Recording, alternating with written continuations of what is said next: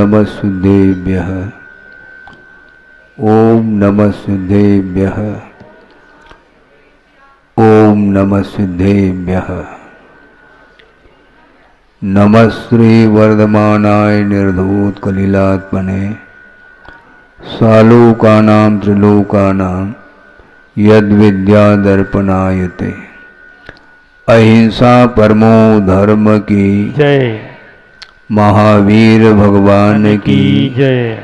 प्रातः स्मरणीय परम पूज्याचार्य गुरुवर श्री विद्यासागर जी मुनि महाराज की जय। परम पूज्याचार्य भगवान श्री समय सागर जी महामुनिराज की जय। समस्त आचार्य संघ की जय। आचार्य महाराज ने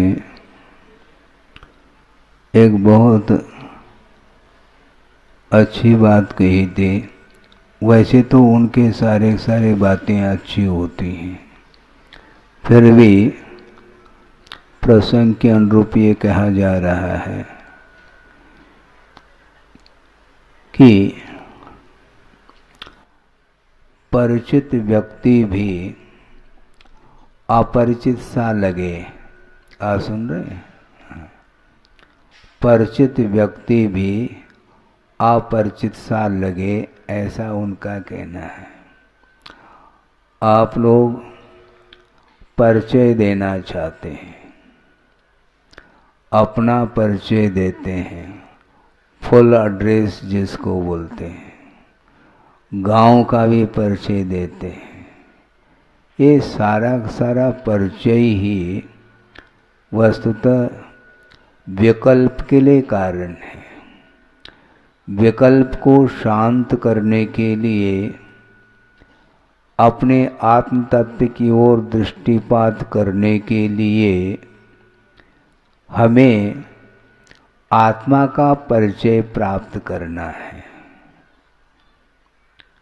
प्रत्येक व्यक्ति परस्पर में एक दूसरे के साथ संबंध जोड़ने की अपेक्षा से परिचय देना प्रारंभ करता है और उस परिचय के माध्यम से वह आनंद का अनुभव करता है। जबकि किसी भी व्यक्ति को आपने देखा और जान भी लिया है कि ये व्यक्ति है, आनंद क्यों नहीं आ रहा है आपको? इसलिए नहीं आ रहा है कि उस व्यक्ति का मेरे साथ कोई परिचय नहीं है। और एक बार यदि मान लो मुलाकात हो जाती है, एकांत क्षण के लिए भी आप बैठ करके वार्ता कर लेते हैं, तो वह छाप पड़ जाता है। वह संस्कार जो है ना, वह उपयोग के ऊपर पड़ जाता है और कालांतर में वह आ जाए तो तत्काल आपको आनंद का अनुभव होता है और आप पूछ भी लेते हैं कि भाई साहब आप कब आ गए हैं? आपको हमने देखा था अमुक स्थान पर और चर्चा भी हुई थी। इतना ही पर्याप्त है। इसको बोलते हैं संयोग। यूं जो है संयोग बढ़ता जाता है। हम संसार को समाप्त करना चाहते हैं, किंतु संसार बहुत लंबा चौड़ा है, किंतु आपका जो संबंध है पूरे जगत के साथ नहीं है। पूरे विश्व में कितने लोग हैं, अरबों की संख्या में लोग हैं, और भारत में आप रहते हैं, यहाँ पर भी अरबों की संख्या में लोगों की आबादी है। इसके बावजूद भी आपका किसी के साथ कोई संबंध नहीं है। मात्र निकटवर्ती जो व्यक्ति हैं उन्हीं के साथ आपकी वार्ता होती है और संबंध होता है, और उतना ही आपका संसार माना जाता है। बाकी कोई संसार आपका कोई उसके साथ रिलेशन, कोई नाता रिश्ता नहीं है। जिसके साथ है उसको लेकर के ही विकल्प हमेशा उत्पन्न होते रहते हैं। बड़ी विचित्र दशा है। बालक का जन्म हुआ है, शिशु अवस्था में है, वो कुछ भी नहीं जानता, उसकी आंखें बंद हैं, जन्मतः वह आंख उसकी खुले नहीं रहते हैं? उसके लिए ये जगत क्या वस्तु है, कुछ आभास हो रहा है उसको, वो प्रथम बार आंखें खोल लेता है तो उसको कुछ ज्ञान हो जाता है, लेकिन वह ज्ञान ना के बराबर है। वह केवल महसूस पर करता है कि ये कोई वस्तु है, ये वस्तु है ऐसा कहता तक नहीं वो, किंतु कोई न कोई पदार्थ का उसको एहसास होता है और अनादिकालीन संस्कार होने के फलस्वरूप वह अपने उंगली को भी मुख में डालता है। किसी ने सिखाया नहीं है कि उंगली को मुख में डालो, और वह चूसता रहता, उसमें से कुछ भी नहीं निकलता है? इसके उपरांत भी इस प्रकार उसकी चेष्टाएं क्यों होती हैं, क्यों मत पूछो। अनादिकालीन ये मोहजन्य संस्कार होने के कारण वह इस प्रकार करता है, उसे भूख लगी है, आहार संज्ञा जिसको बोलते हैं, वह खाना और पीना चाहता है, ये चाह का नाम ही संज्ञा है। और यदि मान लो समय पर उसको खाने अथवा पीने के लिए कोई वस्तु न मिले तो बोलने की क्षमता तो है नहीं, अब क्या किया जाए, वो रोना प्रारंभ करता है और रो करके आपको यह संकेत देता है कि मुझे भूख लगी है, कुछ खिलाओ पिलाओ।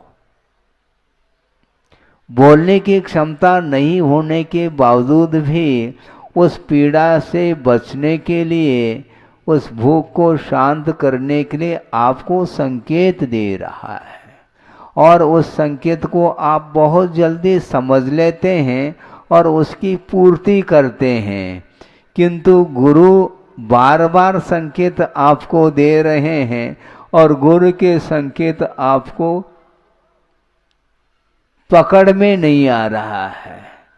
वो क्या संकेत दे रहे हैं, वो संकेत यही देना चाहते हैं कि अनंत काल इस संसार में व्यतीत किया है और कितने काल तक संसार में परिभ्रमण करना चाहो। सोचो विचार करो, ये रूटीन है, ये प्रतिदिन का ये क्रम है, ये इस क्रम में कोई अंतर देखने में नहीं आता। प्रतिदिन वह उठ जाता है और दैनंदिन जो कार्यक्रम वह प्रारंभ करता है।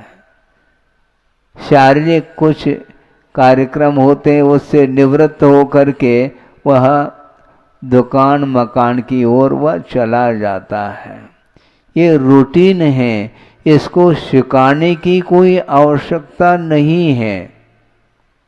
अंगूठा छाप भी क्यों न हो, किंतु जानता है छापना है।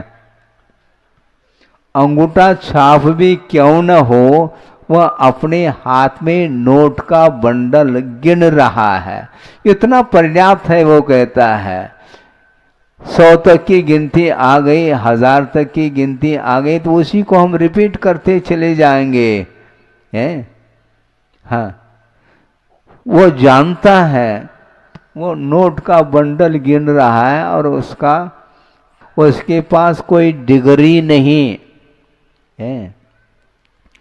वो कौन सी डिग्री, कोई सीए किया है, किसी ने एमबीए किया है, बीबीए किया है, बहुत कुछ डिग्री हासिल की है।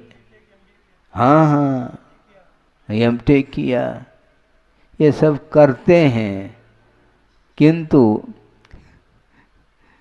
एमटेक करना बहुत आसान है, रामटेक में बैठ करके आत्म ध्यान करना आसान नहीं है, ध्यान रखो। अब तो तुकबंदी हो गई है, तुम बेटेक करो, रामटेक अपने एमटेक करो, कई बार कर चुके हैं, किंतु शांतिनाथ भगवान के चरणों में रह करके अपने आत्म तत्व का अनुभव करना, संवेदन में लाना, ये बहुत कठिन हो रहा है। और जो कठिन है उसी को करने के लिए आचार्यों ने कहा है। कल परसों की बात है, मध्याह्न में प्रसंग आया था, वर्णी जी ने कहा था, उसको आपके सामने रखा। शायद कुछ मध्याह्न में जो लोग नहीं आते हैं उनके लिए ये विषय है, क्योंकि मध्याह्न में क्यों नहीं आते ये सबको ज्ञात है। सुबह महिला वर्ग चौके में काम करता रहता है और मध्याह्न में पुरुष वर्ग दुकान में काम करता रहता है। इसीलिए मध्याह्न में पंचायत इकाई का स्वाध्याय इन दिनों चल रहा है और उसमें प्रसंग हमने दिया था कि वर्णी जी ने ये कहा कि जानने के लिए 3 लोक है। क्या? जानने के लिए 3 लोक है, छोड़ने के लिए 3 वस्तु हैं। कौन से? मोह, राग और द्वेष ये छोड़ने योग्य हैं। जानने ये योग्य तो बहुत अनंतानंत ज्ञेयभूत वस्तु है। कहाँ तक जानोगे आप नहीं जान पाएंगे, बल्कि आगमकारों का ये कहना है कि अनंतानंद ज्ञेय पदार्थों को जानने की क्षमता एकमात्र केवल ज्ञान में ही है, अन्य ज्ञानों में ये क्षमता है नहीं। और दिव्य ध्वनि का आधार लेकर के गणधर परमेष्ठी उपदेश दे रहे हैं हम और आप लोगों के लिए, किंतु उनके पास भी वह ज्ञान अनंतात्मक नहीं है और वह ज्ञान मिटने वाला है। मति ज्ञान, श्रुत ज्ञान, अवधि ज्ञान, मनपर ज्ञान, ये सारे नश्वर हैं, क्योंकि ये प्राप्त होती हैं और क्षयोपशमिक होने के कारण इसका अभाव ही देखने को मिलता है। मान लो छोटा बालक है और वह नर्सरी में पहुंचा है और धीरे धीरे ज्ञान का विकास होता 16-17 साल में उसने एमए कर ली, मान लो। ठीक है, उसके बाद भी और अन्य डिग्री को प्राप्त करने के लिए भी वह पुरुषार्थ करता है और वहाँ तक पहुँच भी जाता है। इसके बाद धीरे धीरे वह अवस्था बढ़ती जा रही है और वृद्धावस्था में पहुँच गया है और वह क्या बोलता है, महाराज याददाश्त कमज़ोर हो रहा है। वो तो होगा, अभी तो तुमने युवा अवस्था में, यंग एज में बहुत सारी डिग्रियों को हासिल किया और उस प्रकार का ज्ञान और अन्य लोगों में नहीं पाया जाता। इस प्रकार आपने ज्ञान का विकास किया और धीरे धीरे वृद्धावस्था में जा कर के वह सारा ज्ञान विस्मृत हो रहा है। विस्मृत क्या, जब अवसान हो जाता है तो वह सारा ज्ञान डिलीट हो जाता है। और मान लो संयोग की बात है, वह मनुष्य से पुनः मनुष्य पर्याय को प्राप्त कर लेता है तो मनुष्य बन करके पुनः KG1 LKG UKG पुनः बस्ता लाद करके वह जा रहा है। कहाँ तो उसने डिग्री हासिल की थी विगत भव में और पुनः वापस वही रूटीन हो गया। कि क्यों? क्योंकि ज्ञानावरणी कर्म का क्षोभम कुछ समय के लिए हो जाता है और बाद में उस ज्ञान के ऊपर पुनः आवरण आ जाता है। आप लोग, हमने देखा है, आप लोग क्या करते हैं, चित्र का अनावरण करते हैं और अगले सप्ताह के लिए पुनः आवरण आ जाता, पुनः अनावरण करते हैं। ये आवरण आता है, पुनः आवरण को हटाया जाता है। इसी प्रकार ज्ञान पर आवरण आ रहा है बार बार और उसको पुरुषार्थ के माध्यम से हटाया भी जा रहा है। ज्ञान हासिल करके पुनः वापस वह आवरणित होने के कारण उसका ज्ञान लुप्त हो जाता है। इसलिए आचार्यों का ये कहना है, ज्ञेय पदार्थ जानने के लिए अनंतानंत है, उसको जानने की कोई आवश्यकता इसलिए नहीं है क्योंकि वह अनंतानंत पदार्थों का जानना मात्र केवल ज्ञान के द्वारा ही हो सकता है, अन्य ज्ञानों के माध्यम से हम नहीं जान सकते हैं। इसलिए उतना जानो। कितना? एक श्लोक आपके सामने रख रहा हूं। अंतो नत्य सुदीनम, श्रुत का अंत नहीं। अंतो नत्य सुदीनम, कालो थो, काल स्थोक है, थोड़ा है। वयम च दुम्मेहा, हम लोगों की जो मति है वह दुर्बुद्धि वाले हैं हम। तन नवर सिक्की यव्वम, उसी को सीख लेना चाहिए। यम जर मरणम खयम कुनदी, जिस ज्ञान के द्वारा जन्म जरा मृत्यु का क्षय हो सके उतना ही ज्ञान हमें पर्याप्त है, उतना ही सीख लेना चाहिए। बाकी इसका कोई अंत तो है नहीं। और वर्तमान में आप लोगों की जो उम्र है वह सागरोपम आयु को लेकर के है नहीं। बड़े मुश्किल से 60, 70, 80, 90 तक अधिकतम पहुंच जाता है, फिर बाद में वह आयु पूरी हो जाती है। किंतु ये भी ध्यान रखना, ये सकाल मरण के अपेक्षा से कहा, किंतु अकाल मरण के अपेक्षा से कभी भी अवसान हो सकता है। एट ए टाइम सडनली है, कोई तारीख निश्चित नहीं, डेट निश्चित नहीं, किसी भी हालत में किसी भी पोजीशन में वह ऑफ हो सकता है। मुख में ग्रास है, रसगुल्ला है, बहुत अच्छा लगता है वो, और मुख में रसगुल्ला है और उसी समय हार्ट फेल हुआ। अब क्या कर लोगे? मुख में ही रहा वो और वह चला गया। कोई भी निश्चित नहीं है। इसलिए आप लोगों को ये सोचना चाहिए कि आप लोग क्या सोचते हैं, महाराज अभी तो खाने पीने के दिन हैं, खेल कूद के दिन हैं, मनोरंजन के दिन हैं, और बाद में हम देख लेंगे। किसको देख लेंगे? मृत्यु को ही देखना है। क्या देखोगे आप? इसलिए इस प्रकार नहीं समझना चाहिए। छोटे बच्चे हो तो फिर भी ठीक है, 8 साल का बालक हो तो फिर भी ठीक है, किंतु 8 के सामने जब एक 0 लग गया है, अभी भी वह सोचता कि महाराज हम अंत समय में देख लेंगे। अंत कब आएगा? वो कभी भी आ सकता है ना।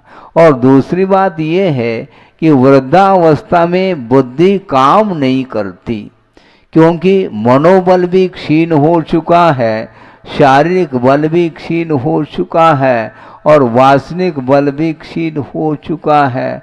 न बोलने की क्षमता, न सोचने की क्षमता, न चलने फिरने की क्षमता, कोई एक्टिविटी धीरे धीरे धीरे समाप्त हो रही है। ये बाल्य अवस्था में और वृद्धावस्था में दोनों अवस्थाएं ये पराधीन रहती हैं। बाल्य अवस्था में अपनी क्रियाओं को वह बालक संपन्न नहीं कर सकता, वह माता पिताओं के माध्यम से उसका अनुपालन होता है, पालन पोषण होता है। इसी प्रकार वृद्धावस्था में भी बालक के समान ही उसकी वृत्ति हो जाती है। उसको स्नान कराना पड़ता है और कपड़े पहनाना पड़ता है। उठ नहीं पाता है तो 1-2 व्यक्ति उठाने के लिए लग जाते हैं। उसके बिना वह स्वाधीन हो करके कोई भी क्रिया नहीं कर सकता। इसलिए छड़ालाकार भी बहुत अच्छा रूप दे रहे हैं वृद्धावस्था के लिए। क्या कहा छड़ालाकार ने? अर्ध मृतक सम बूढ़ापनो, कैसे रूप लख्यो आपनो। अर्ध मृतक, पूरा मरा नहीं वो। तो इसका अर्थ बहुत अच्छा निकाला था किसी विद्वान ने, या शायद हो सकता है वर्णी जी ने, कि अर्ध मृतक का अर्थ ये है मरने के बाद 4 व्यक्ति लग जाते हैं, कंधे पर ले जाते हैं, और आधा मृतक है इसलिए 2 व्यक्ति के द्वारा उसको उठाया जा रहा है, इसलिए आधा मरा हुआ है। पूरा मर जाएगा तो 4 व्यक्ति चाहिए। है पन्नालाल जी, कोई भी हो, विद्वानों ने ये कहा। अर्थ ये है कि जब तक क्षमता नहीं है तब तक उसका उपयोग नहीं करता। जब क्षमता समाप्त होने को हो जाती है उस समय महाराज मैं क्या करूं, हमारे लिए दिशा बोध दो। भैया दिशा मैं दे दूंगा, किंतु तुम्हारे आंखें काम नहीं कर रही, देखने में नहीं आता मार्ग तुम्हें, मैं क्या आपको मार्ग बताऊं, बताओ। बहुत कठिन है, लेकिन कठिन होने के उपरांत भी संस्कार अनंतकालीन होने के कारण उसकी तृष्णा, उसकी आशा शांत नहीं हो रही, बल्कि निरंतर वृद्धावस्था में और तृष्णा बढ़ती जाती है। हजम करने की क्षमता नहीं, डाइजेस्ट नहीं हो रहा है अन्न, इसके उपरांत भी खाने की लालसा छूटती नहीं। एक कोर खाने की क्षमता नहीं, किंतु और कहता है वो। एक कोर भी खाने की क्षमता नहीं, किंतु और छोर है नहीं उसका। ये अनंत आशा इसी को बोलते हैं। बार बार इस विषय को हम चिंतन का विषय बनाते हैं तो हमें विस्मय होता है, ये कब तक इस प्रकार का इसका परिणमन चलेगा संसार दशा में, हम नहीं कह पाएंगे, क्योंकि हमारे बुद्धि का विषय नहीं है। अतीत अनंत काल व्यतीत हुआ है कि नहीं? हुआ है महाराज। फिर भविष्य कितना है किसी को ज्ञात नहीं, किंतु अतीत अनंत काल से विषयों का उपभोग करता आया है। इसके बाद भी वह जब कभी भी भोजन के लिए बैठता है तो ऐसा महसूस करता है जैसा हमने पूर्व में कभी खाया ही नहीं। इतना वह चाव से खाता है और चाव से भक्ति नहीं करता भगवान की। भोजन तो चाव से करता है, किंतु भगवान की भक्ति तो वह क्या कहें उसके लिए। इसको बोलते हैं होनहार। क्यों ऐसा होता है? क्योंकि अतीत की स्मृति नहीं हो रही है। हाँ, अतीत अनंत काल में कितना हमने विषयों का उपभोग किया है, वह बुद्धि का विषय नहीं बन रहा है, स्मृति का विषय नहीं बन रहा है, इसलिए वो छोड़ने की बात नहीं होती। इसके लिए कोई यूनिवर्सिटी खोलने की आवश्यकता नहीं है। हाँ, जब वह गोद का बालक भी जब अंगूठा चूस रहा है तो किसी ने सिखाया है क्या, बेटा अंगूठा चूसो? वो अंगूठा भी नहीं जानता, किंतु चूसना जानता है वो। इसको अंगूठा बोलते हैं, इसको तर्जनी बोलते हैं, इसको कनिष्ठा बोलते हैं, इसको मध्यमा बोलते हैं, इसको अनामिका बोलते हैं। ये सारे आप लोगों के बुद्धि के विषय हैं, किंतु वह बालक कुछ भी नहीं जानता, किंतु चूसना जानता है वो। उसके माध्यम से उसको कुछ लाभ हो रहा हो ऐसा महसूस होता है।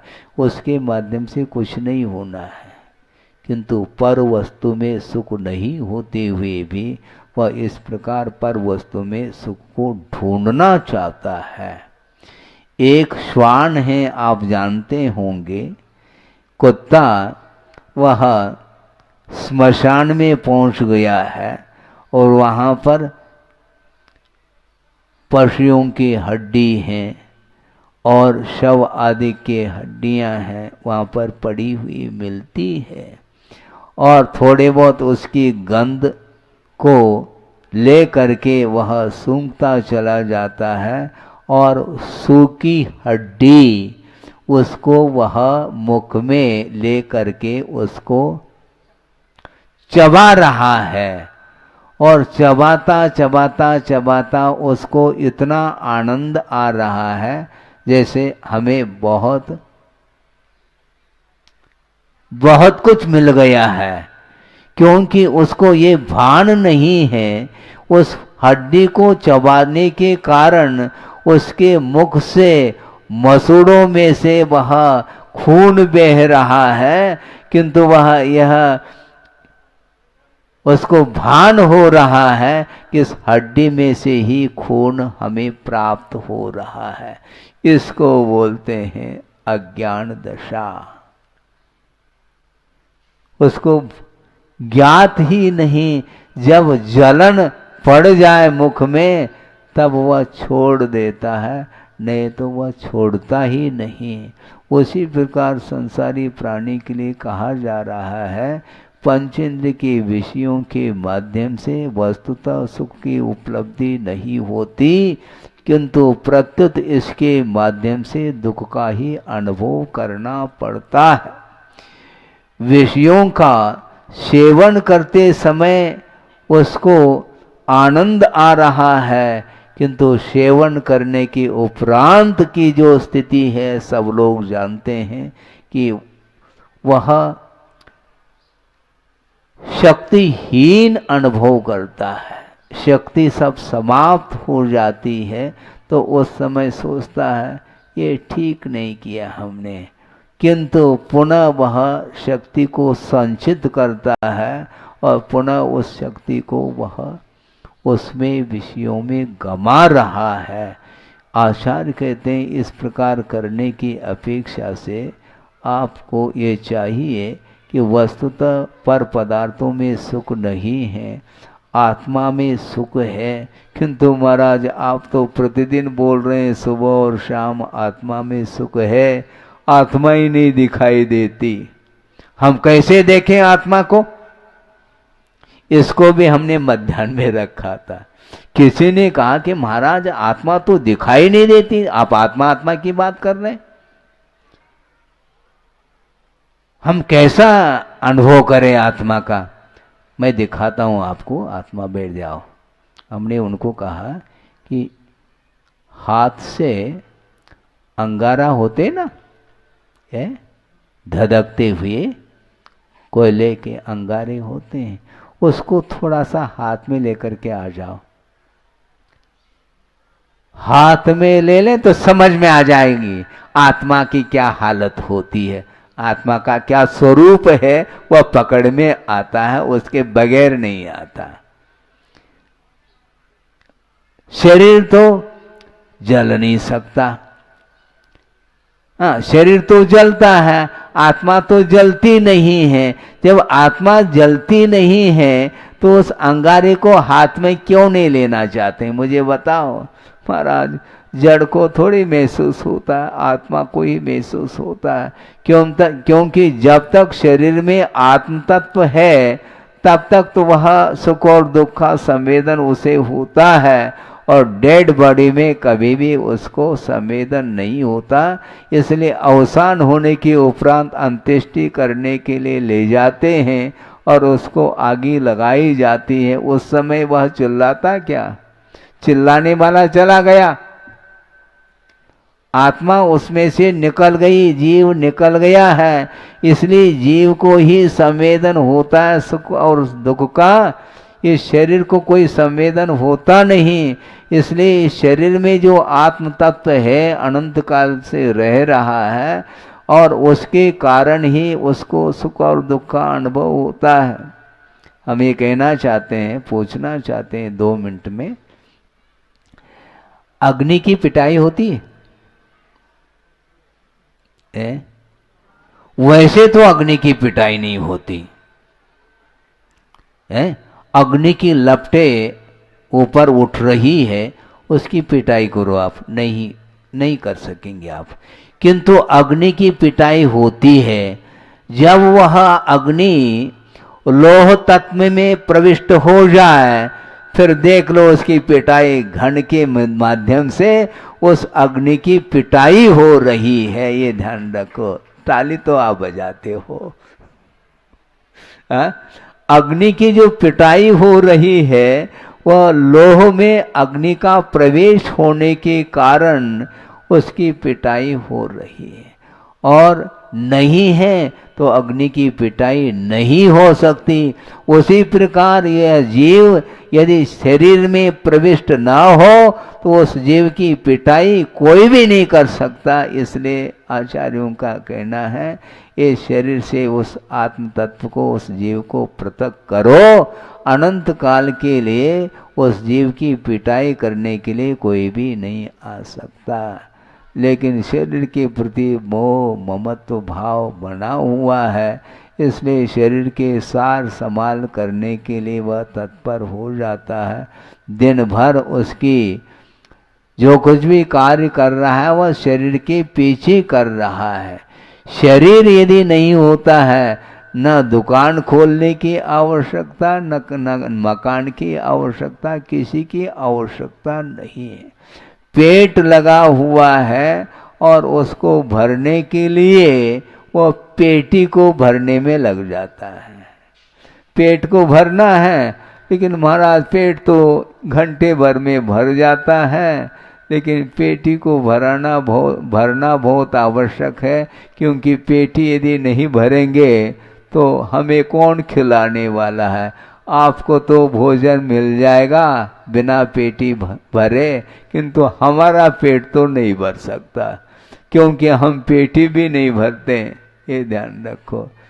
पहुंच जाएंगे हम, न हमने रसोई बनाई है, न कोई वित्त का अर्जन किया है, इसके बाद भी हम पहुंचेंगे और आहार लेकर के आएंगे। किंतु आहार बनाने वाला जो है उसको जितनी निर्जरा नहीं होती, उससे भी कई गुनी निर्जरा आहार लेकर के श्रवण करता रहता है, क्योंकि उसने संकल्प लिया है हमें आगम के अनुरूप मिलता है तो लेंगे, नहीं है तो प्राण भी चले जाएं तो भी विधिवत ही हम लेंगे, अपनी रुचि के अनुरूप नहीं लेंगे। ये संकल्प है उसका। इस प्रकार दृढ़ संकल्प लेकर के वह साधना में रत है। जीवन भर के लिए उन्होंने ये संकल्प लिया है कि अब हम किसी भी प्रकार से आगम से हट करके कोई भी चर्या नहीं करेंगे। इसलिए शरीर के लिए मिले लाभ हो तो ठीक है, अलाभ में भी लाभ के समान वह महसूस करता है। किसी भी प्रकार से उसके अंदर कालुष्य भाव नहीं आता। इसको बोलते हैं शरीर के प्रति निरीहता, निर्ममत्व भाव। इस प्रकार शरीर के प्रति निर्ममत्व भाव रखने से ही आत्मा का विकास हो सकता है और शरीर से हम अपने आप को पृथक महसूस कर सकते हैं। और एक बार शरीर से वह आत्म तत्व पृथक हो जाए तो अनंत काल के लिए वह आत्मिक सुख का ही अनुभव करेगा, जिसका कोई अंत नहीं है। वह अनंतात्मक सुख है और वह एक समय में अनंत सुख का अनुभव करता है और अनंतर समय में वह उसी सुख का अनुभव नहीं करता। नया नया, क्योंकि वह पर्याय व्यतीत हो चुकी है। एक समय में जो संवेदन में आया है वह अनंतर समय में वह इससे भिन्न ही संवेदन में आएगा। इस प्रकार अनंत काल के लिए प्रति समय अनंत अनंत सुख का अनुभव करता हुआ स्वाधीनता के साथ व्यतीत करता है। इसी प्रकार हम लोगों के लिए भी स्वाधीन सुख को प्राप्त करने के लिए उपदेश दिया है और उस उपदेश को भी हमने आगम के आधार से आपके सामने रखा है। हमने और कुछ ज़्यादा बताने का हम पुरुषार्थ करते ही नहीं, हम केवल दोहराते रहते हैं। गुरुदेव ने जो कहा है, आचार्यों ने आगम में जो उल्लेख किया है, उसी को आगम के आधार के माध्यम से ही आपके सामने रखने का पुरुषार्थ करते हैं। उसके माध्यम से आपका विकास हो, इस पवित्र भाव के साथ ही उपदेश दिया जाता है और उस उपदेश के माध्यम से स्व का भी कल्याण होता है और पर का भी कल्याण होता है और सबका कल्याण हो, इस पवित्र भावना के साथ अहिंसा परमो धर्म की जय।